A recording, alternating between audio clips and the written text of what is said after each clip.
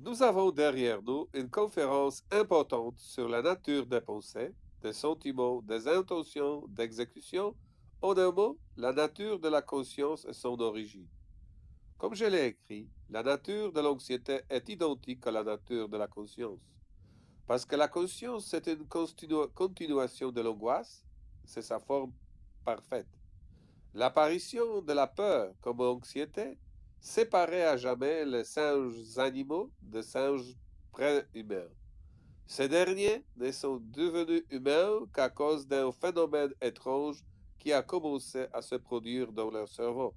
Ici, chez les singes pré-humains, une sensation inexplicable continue, sauf pendant la période de sommeil, de l'agitation intérieure est apparue, une sensation sans aucune cause extérieure objective. Connaissant le mécanisme de formation des sensations dans le cerveau, nous savons qu'une telle sensation constante signifie le processus d'émission continue des ondes électromagnétiques cérébrales qui éveillent, mobilisent et rendent toutes les cellules cérébrales actives.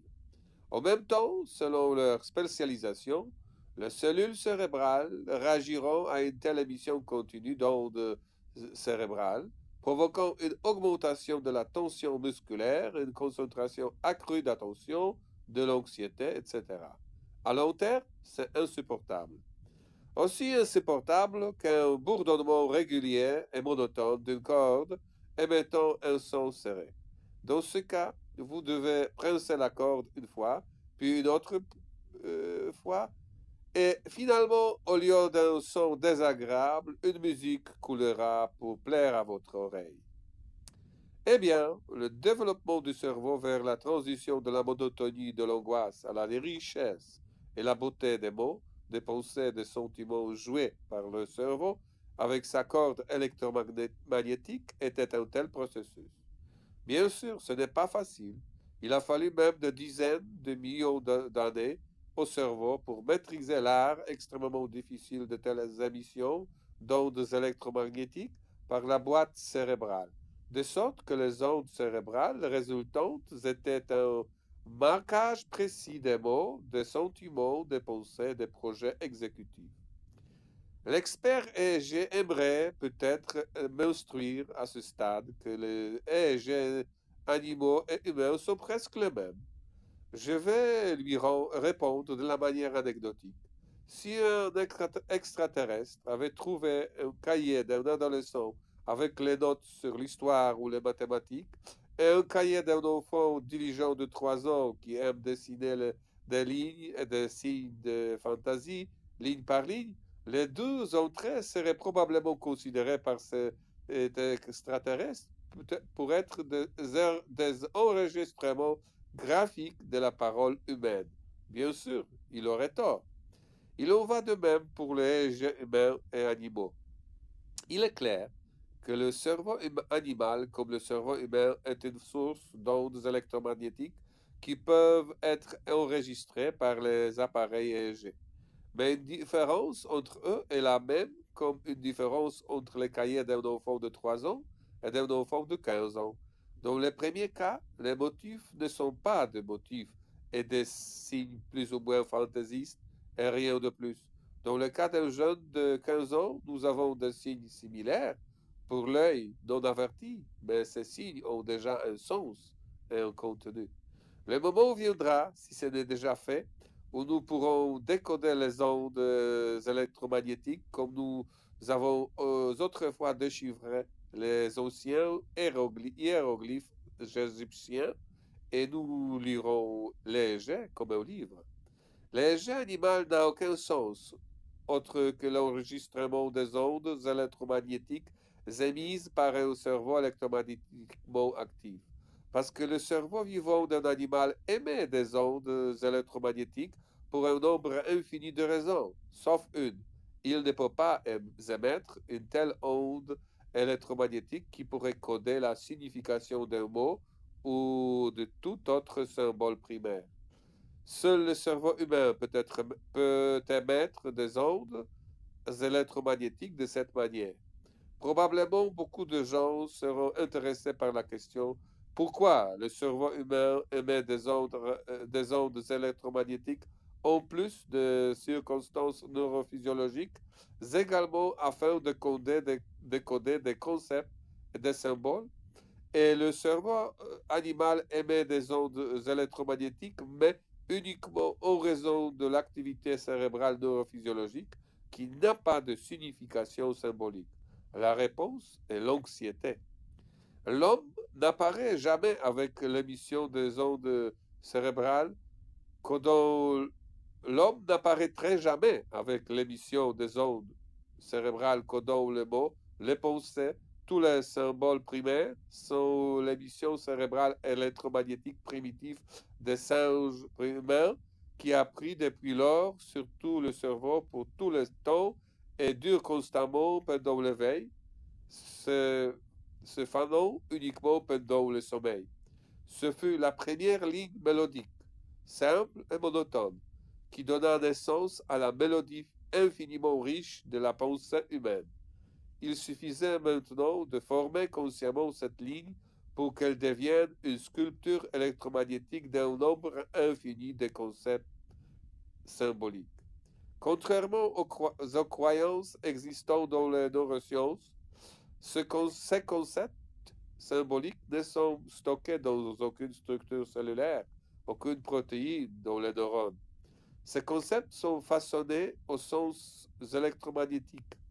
Tout comme la bouche, le larynx, la langue sont capables de faire vibrer une onde sonore qui prend la forme sonore d'un mot, un nombre infini de mots, le cerveau est capable d'émettre les ondes, cette fois par de manière sonore, pas de manière sonore, mais électromagnétique, portant un nombre infini de concepts symboliques.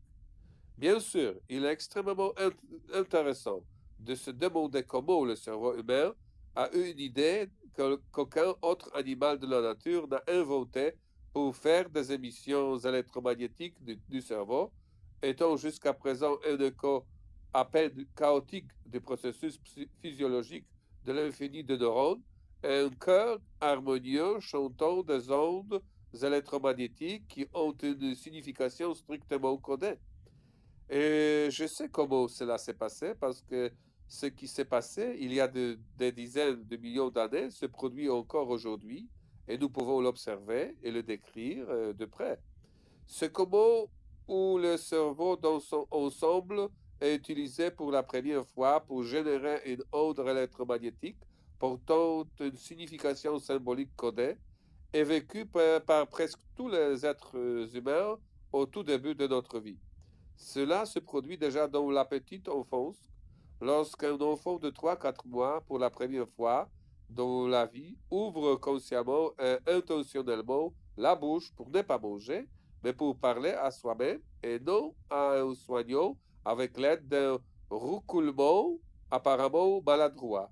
Et ce n'est pas du tout un acte maladroit, car avec, car avec ce roucoulement, l'enfant acquiert une indépendance en brisant l'insupportable émission cérébrale monotone ressentie comme l'anxiété.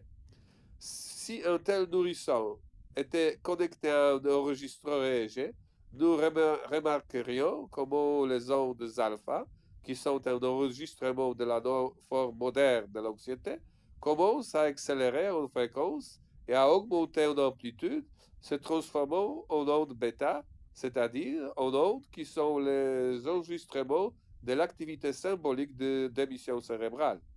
J'écris ci-dessus que les ondes alpha sont un enregistrement de la forme moderne de l'anxiété. Cela signifie-t-il que nous avons affaire à diverses formes d'angoisse au cours de l'histoire?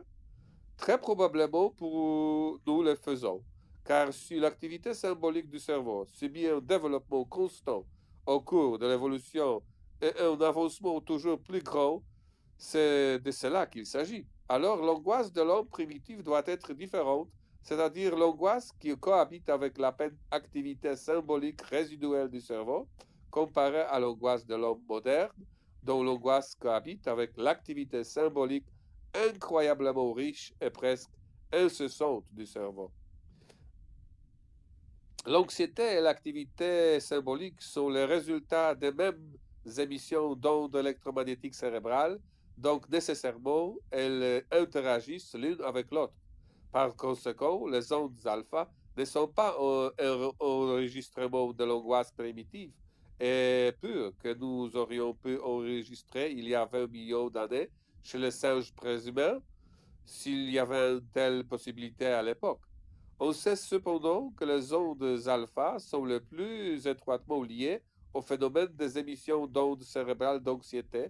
Nous ne les connaissons que par quelques caractéristiques de ces ondes dans lesquelles la nature la plus primitive de l'angoisse a survécu avant qu'elle ne soit de plus en plus symbolisée par les émissions symboliques du cerveau au cours de l'évolution.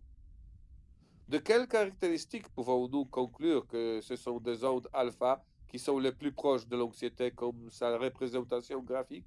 Ce sont l'apparition des ondes alpha lorsque nous fermons les yeux, leur apparence juste avant de s'endormir et immédiatement après le réveil.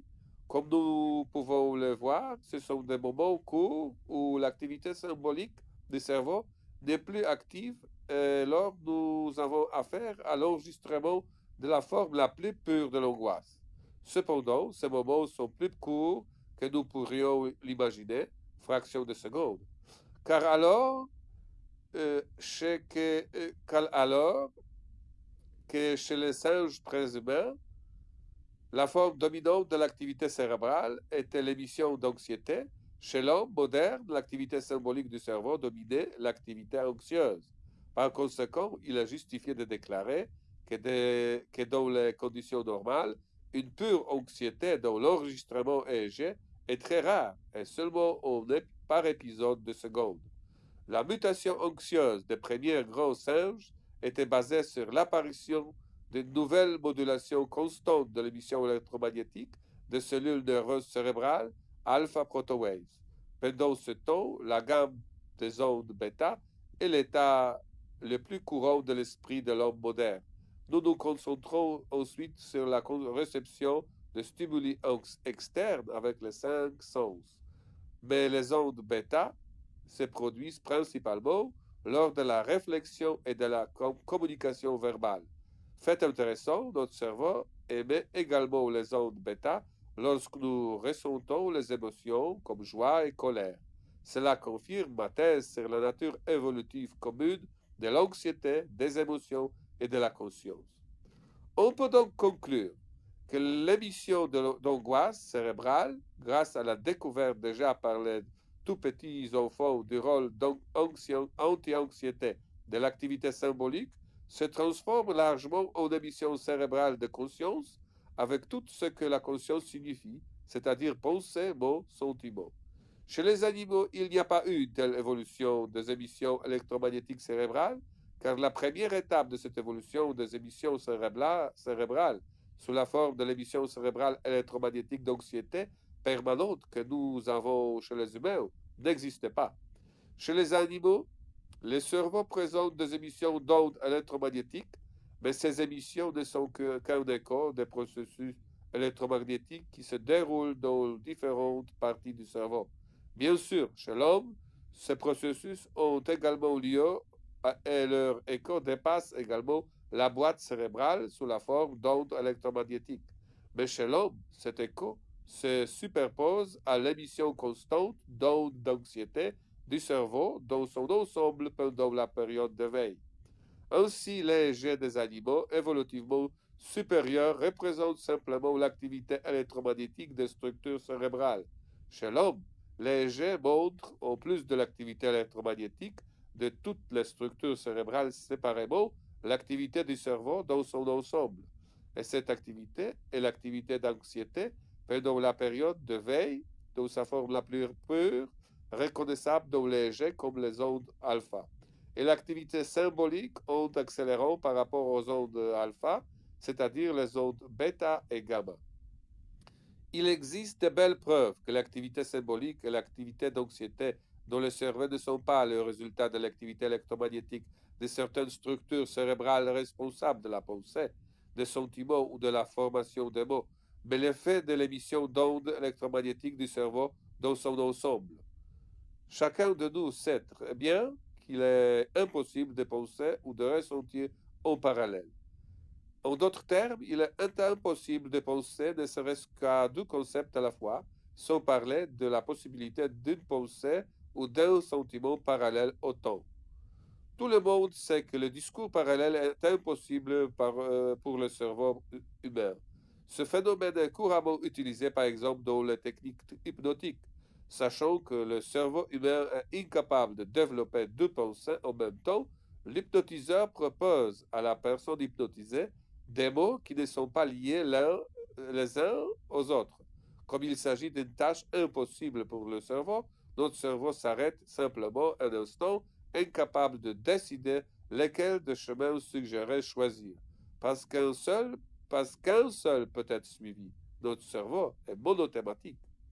Si certaines sous-structures cérébrales étaient responsables de la pensée et des sentiments de notre cerveau, il n'y aurait aucun obstacle pour que notre cerveau puisse penser à plusieurs choses simultanément, même à 10 ou 100 choses à la fois. Pendant ce temps, aucun homme sur Terre ne peut dépasser cette limite, la limite de la pensée à sens unique. L'impossibilité du symbolisme parallèle du cerveau ne peut s'expliquer que par le fait que l'activité symbolique n'est née dans aucune structure du cerveau, mais résulte de l'émission d'ondes électromagnétiques par le cerveau dans son ensemble. Si les régions cérébrales étaient responsables de la pensée et des sentiments, il ne serait pas surprenant que nous pensions à plusieurs choses à la fois.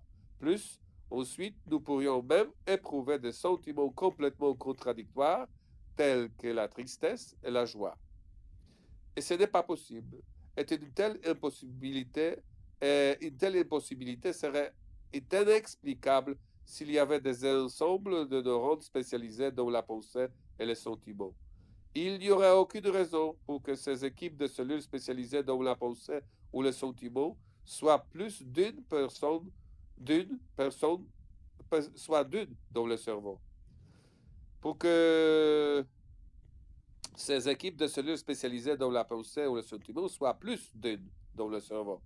Une seule ensemble de neurones suffirait alors pour initier une pensée ou un sentiment.